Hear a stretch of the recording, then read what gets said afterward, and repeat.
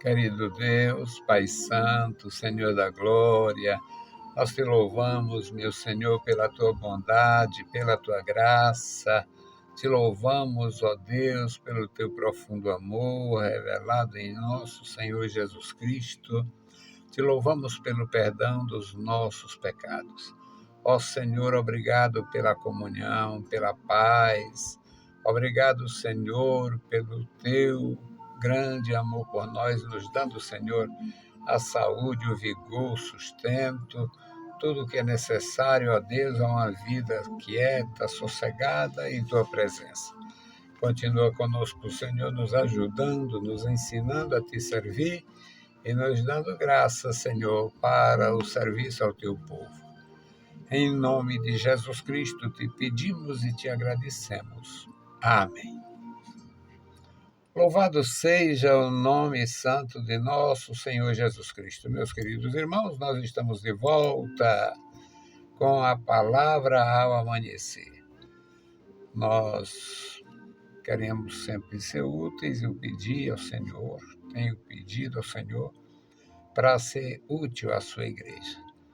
Na verdade, eu tenho os compromissos com Deus e às vezes ele fica em silêncio, mas também não ignoro, porque o Jacó, um homem santo, superior a muitos de nós, um homem que Deus tinha um compromisso geracional com o avô, o pai,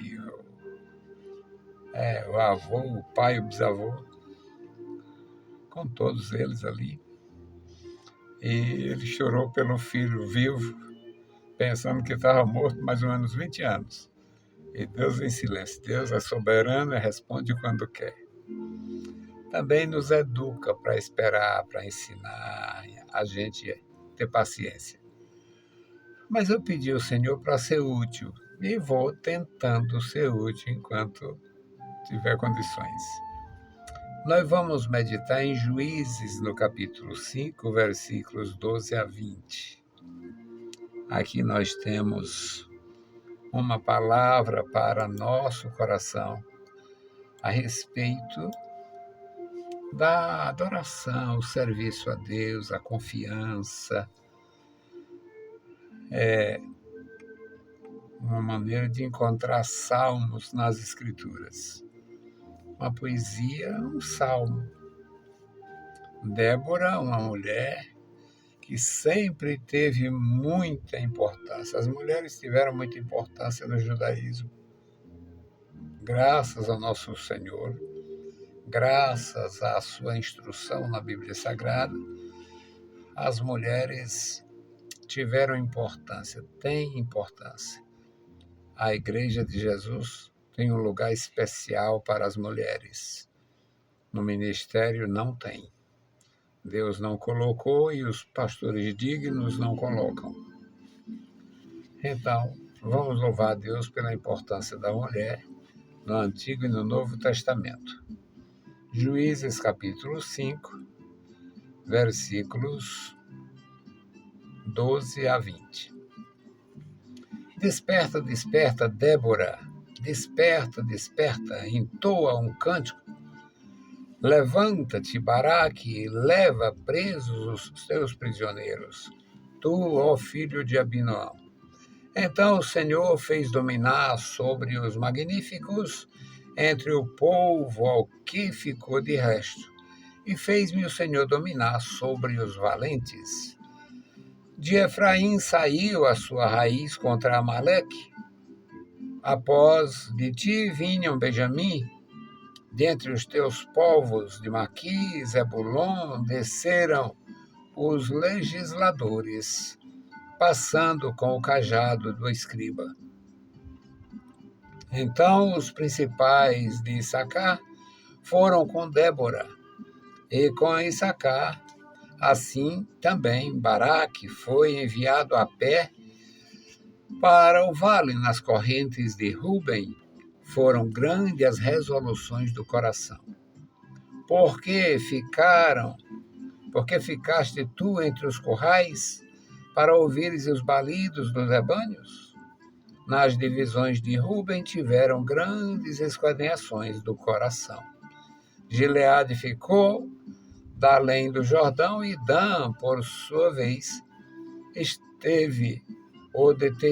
se deteve em navios. Assé se assentou nos portos do mar e ficou nas suas ruínas. Zebulon é um povo que expôs a sua vida à morte, como também Naftali nas alturas do campo. Vieram reis, pelejaram. Então pelejaram os reis de Canaã, em Tanak, junto às águas de Megido. Não tomaram ganho de prata. Desde os céus pelejaram até as estrelas de seus lugares, e os seus cursos pelejaram contra Cícera. Louvado seja o bendito nome do Senhor. Cícera foi um grande comandante. E guerra deve ter sido a primeira arte do ser humano. O ser humano fez guerra por necessidade, fez guerra por arrogância, fez guerra e faz guerra todo o tempo. Tem guerra comercial, tem guerra de toda a natureza. Então, Israel foi sempre, de alguma maneira, um povo perseguido. Por quê? Um povo pequeno, sem oferecer resistência, um povo sem importância no sentido territorial. Mas, mesmo assim, apesar de ser uma pequena porção de terra, a nação inteira, o Estado de Israel, a nação, é menor do que o Sergipe aqui no Nordeste brasileiro. E, apesar de tudo isto, apesar de ser pequeno como população, a nação era pequena, populacionalmente falando, territorialmente falando, mas estava num lugar estratégico, muito bem situado no trevo, ali é onde se vai para o Oriente, o Ocidente, a África, e era o eixo de comunicação do mundo. Então houve uma guerra, houve mais uma guerra, e Deus deu uma ordem, porque Deus tem responsabilidade com Israel, como nação criada especificamente pelo Senhor e para o Senhor. E Deus deu uma ordem para que houvesse digamos, o afastamento dos amalequitas, para que houvesse uma reação da pequena nação, porque Deus não faz o que você pode fazer. Deus faz o que nós não podemos. Deus faz o que nós não podemos. Mas uma nação valorosa, vibrante, tem que defender seu povo, defender seu território, defender suas tribos, defender suas comunidades. Então, houve a ordem para que entrasse em ação. E o comandante era o Baraque. O Baraque era um homem valoroso, mas também era um homem espiritual. E a Débora era a juíza. Débora julgava Israel nesta época, neste tempo. Ela ordenou que eles agissem, mas ele condicionou a tomar a iniciativa se ela estivesse presente. Então, ela, como a juíza da nação, que correspondia ao papel de Moisés. Moisés era o juiz, Josué também julgou Israel, teve os juízes em si, e a Débora, apesar de não ser ela a única, mas ela julgou Israel. Ela era profetisa e juíza. O Baraque condicionou a tomar iniciativa se ela estivesse presente. E ela tinha o temor de Deus, tinha a orientação divina. No contexto desta leitura, a partir do versículo 1 deste capítulo 5, diz que ela cantou. Débora cantou. Ela fez esta música, um hino, um salmo. E quando ela determinou que eles fossem, ele condicionou. Só iria se ela fosse. Então, a Débora se levanta, toma iniciativas, se coloca para a nação como uma mãe se coloca para a família, faz este salmo maravilhoso, e na parte que eu li, ela assumindo exatamente pelo desafio de Baraque. Desperta, desperta, Débora, desperta, desperta, e entoa um cântico, e levanta-te, Baraque, e leva presos os prisioneiros, tu, filho de Abinão. Isso é a forma dela dar a introdução a esta música que encorajaria tanto o Baraque quanto o seu exército. E ela diz, o Senhor fez dominar sobre os seus magníficos. Ela está profetizando, de fato, a vitória sobre aquele reino, sobre o Cícera, que era um grande comandante. Era os amalequitas que estavam em ação. Tinham várias nações que se irmanavam. Foi sempre assim. E ela envolve a maioria das tribos, porque aquela guerra era no norte da nação.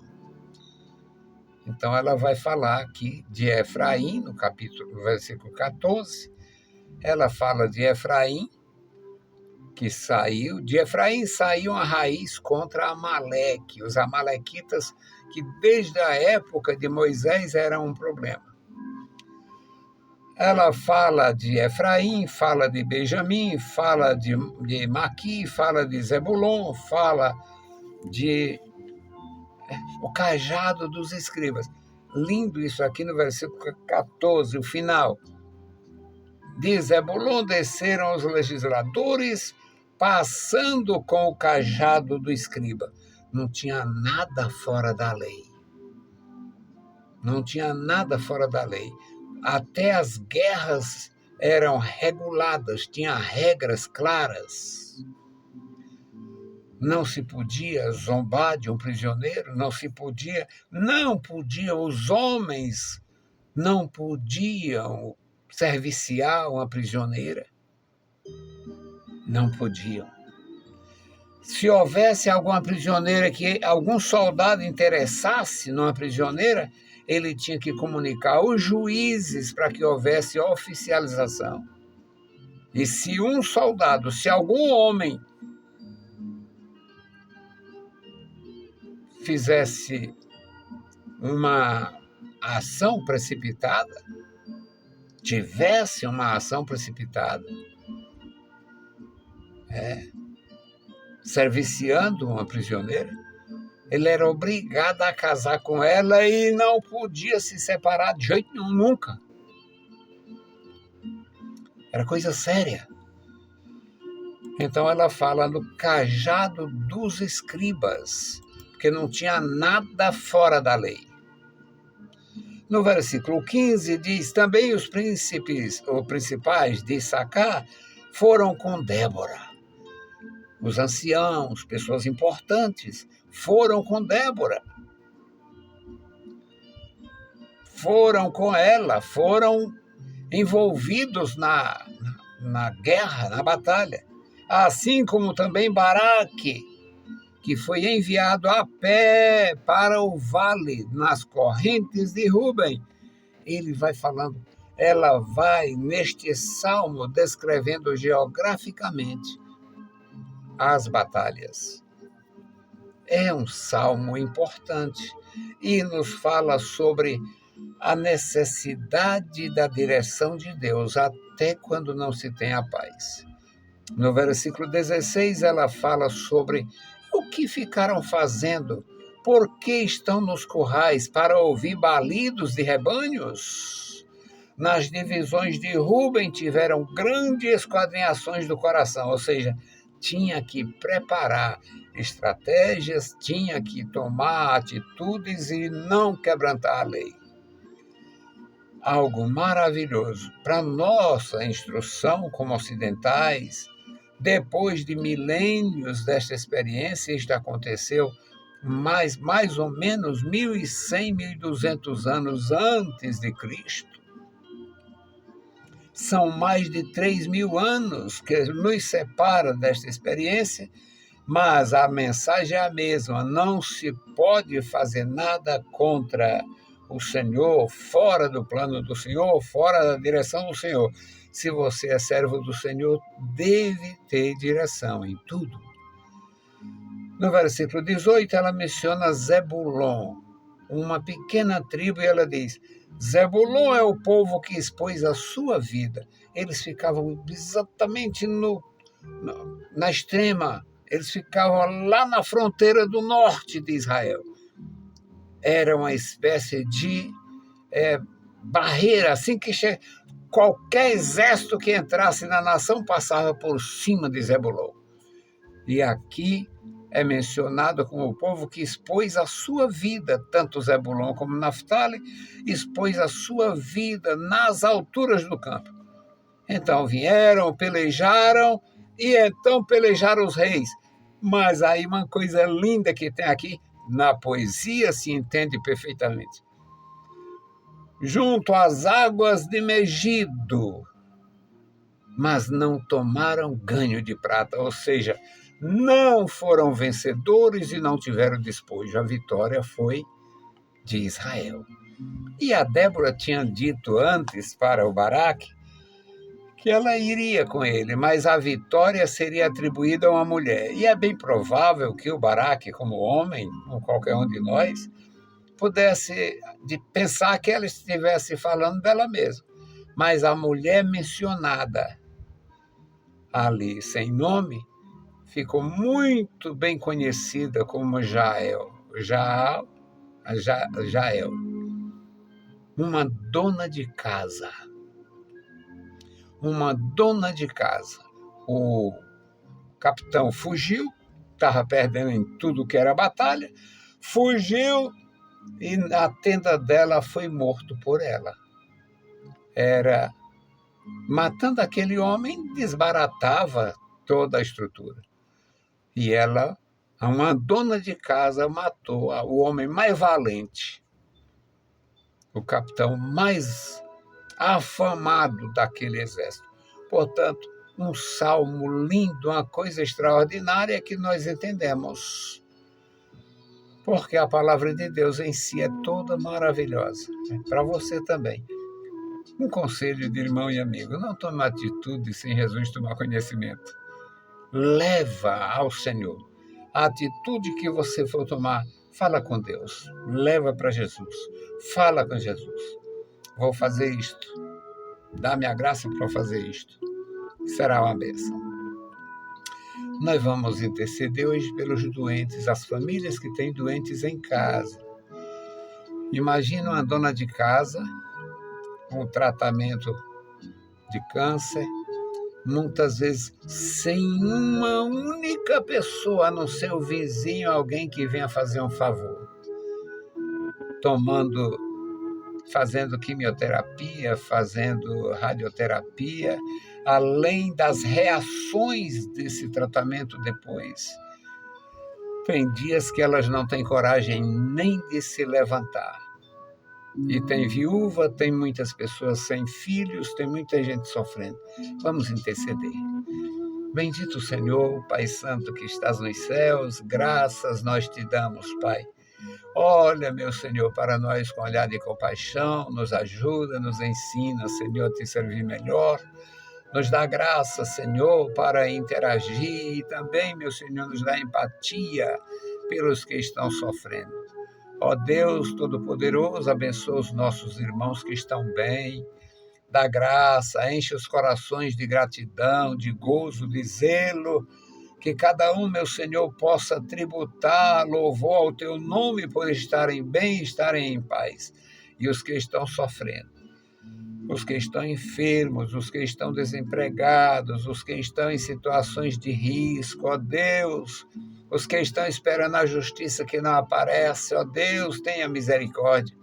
Meus irmãos e irmãs que estão sem receber os proventos dos que faleceram, 5, 6 meses, 1 ano sem receber, Senhor. Meu Deus, tenha compaixão, abençoa os meus irmãos da graça, tenha misericórdia, dá, meu Senhor, aos teus filhos e filhas a paciência, meu Senhor, o temor, o vigor, para não saírem da tua presença, ó Deus, para permanecer na tua presença, na tua casa, buscando a tua face, todos os recursos do teu reino. Deus fiel, Deus maravilhoso, abençoa os nossos ajudadores. Ah, Senhor, guarda cada vida. Em nome de Jesus Cristo te pedimos e te agradecemos. Amém. Meus queridos irmãos, a paz do Senhor e bom dia.